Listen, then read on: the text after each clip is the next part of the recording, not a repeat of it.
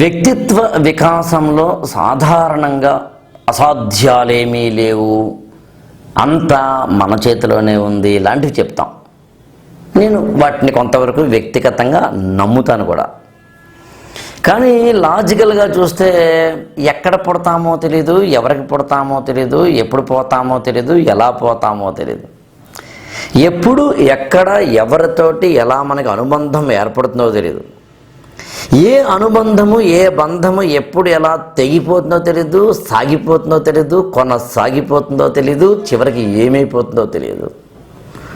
Steve jobs లాగా connect the డాట్స్లా ఏదో జరుగుతూ ఉంటుంది.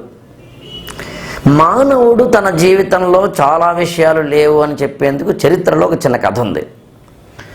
వరాహ మిహిరుడు, యాక్చువల్గా అతని పేరు మిహిరుడు, ఒక జ్యోతిష్య శాస్త్రవేత్త. రాజుగారికి లేక లేక పిల్లవాడు పుట్టాడు.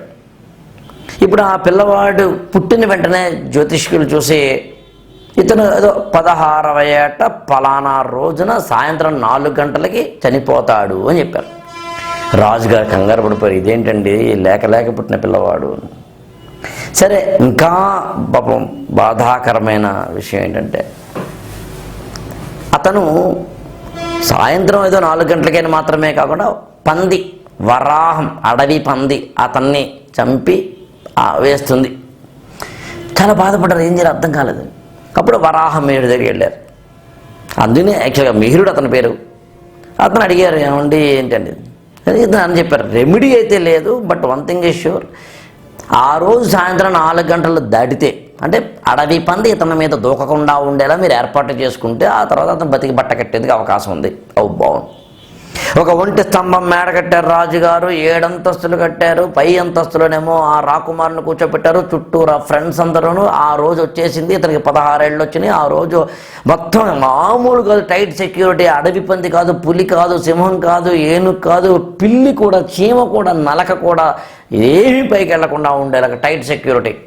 రాజుగారేమో కింద నుంచి టెన్షన్. 3:30 అయింది, నో ఏమీ వెళ్ళలేదు. రాజుగారు అబ్బాయి బాగానే ఉన్నాడు, అతనికి చెప్పలేదు, చెప్తే ముందే పోతాడు కాబట్టి. 3:45 అయింది, అమ్మయ్య అడవి పంది రాలేదు, అబ్బాయి బాగానే ఉన్నాడు. 3:50, అమ్మయ్య అబ్బాయి బాగానే ఉన్నాడు. 3:55, అమ్మయ్య అబ్బాయి బాగానే ఉన్నాడు. 3:55 ఇంకా అడవి పంది కింద నుంచి పైకి వెళ్ళేందుకు అవకాశం లేదు కాబట్టి 4 దాటిపోతుంది కాబట్టి అబ్బాయి బతికాడని చెప్పి రాజుగారు లిఫ్ట్ కూడా వాడకుండా పైకి పరిగెత్తుకుని వెళ్ళేసరికి తీరా చూస్తే వాడు అబ్బాయిగా లేడు.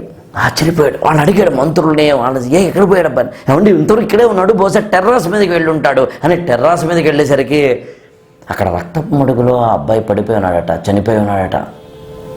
ఇదేంటిది? అడవి పంది రాలేదే, పంది రాలేదే, అసలు ఏ జంతువు రాలేదే, మరి ఎలా చనిపోయాడు అంటే ఆ రాజవంశానికి ఉన్న రాజ చిహ్నం వరాహం. వాళ్ళు ఏ మేడ కట్టినా పైన రాగితో కానీ రాతితో కానీ ఇనుముతో కానీ వరాహ ఆకారంలో, ఒక పంది ఆకారంలో ఒక బొమ్మ పెడతారు. 3:58 వరకు కిందనే అందరితోటి ఆడుకుంటున్న రాకుమారుడు 3:59 సరదాగా పైకి వెళ్ళి పచ్చిగాలి పీలుద్దామని అనుకుని టెర్రాస్ మీదకి వెళ్ళేసరికి 3:59:30 వెళ్ళేసరికి 3:59:55 దగ్గరికి వచ్చేసరికి గాలి టపేల్మని వీచింది. రాగి ఆకారంలో ఉన్న, రాతి ఆకారంలో ఉన్న ఆ వరాహం ఎలా కూలింది, ఈ అబ్బాయి మీద పడింది. ఇతను చనిపోయాడు. జాతస్యహి ధ్రువో మృత్యు, పుట్టినవాడు గిట్టక తప్పదు. ఇక్కడ గమనించాల్సింది, వరాహ మిహిరుడి కథలో నిజంగా జరిగింది అని చెప్పే ఈ కథలో, జ్యోతిష్య శాస్త్రానికి సంబంధించిన అపూర్వమైన అంశాలను చెప్పే ఈ కథలో, సరే పక్కన పెడితే కొన్ని విషయాలని చరస్తమా, నిజమా, లాజిక్కా, మ్యాథమెటిక్సా, సైన్సా, ఈజ్ ఇట్ సైంటిఫిక్ అలాంటి పక్కన పెడితే వన్ థింగ్ ఈజ్ ష్యూర్, ఖచ్చితంగా ఇక్కడ నుంచి ఎవరం ఎప్పుడు వెళ్ళిపోతామో తెలియదు. ఇది సత్యం.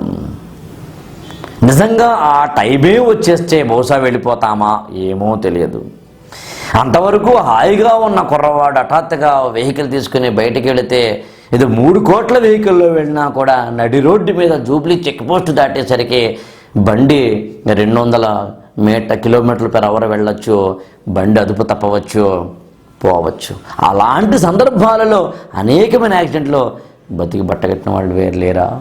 మరి అదే అతనికి ఎందుకు జరగాలి, అక్కడ ఎందుకు జరగాలి, అలాగే ఎందుకు జరగాలి, ఎప్పుడు ఎక్కడ ఎవరికి ఏం జరుగుతుందో తీవ్రమైన హార్ట్ అటాక్ వచ్చి హాస్పిటల్ పాలై బతికి బట్టకట్టిన వాళ్ళు ఉన్నారు.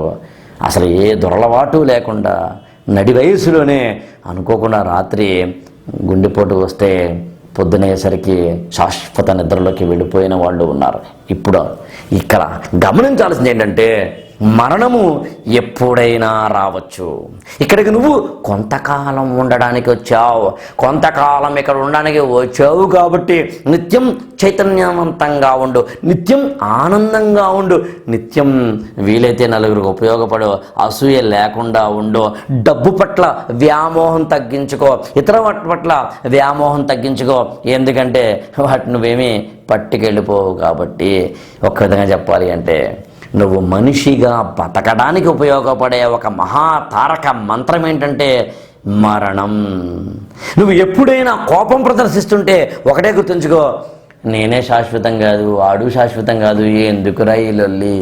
ఎప్పుడైనా నీకు నష్టం వస్తే కంగారు పడకు, నేను ఇక్కడ శాశ్వతంగా లేను అని అర్థం చేసుకుంటే జీవితం అశాశ్వతంగా అనిపిస్తున్న ఒక శాశ్వతమని, ఇక్కడ విలువలు తప్ప మరి ఏమీ శాశ్వతం కాదని అర్థమవుతుంది.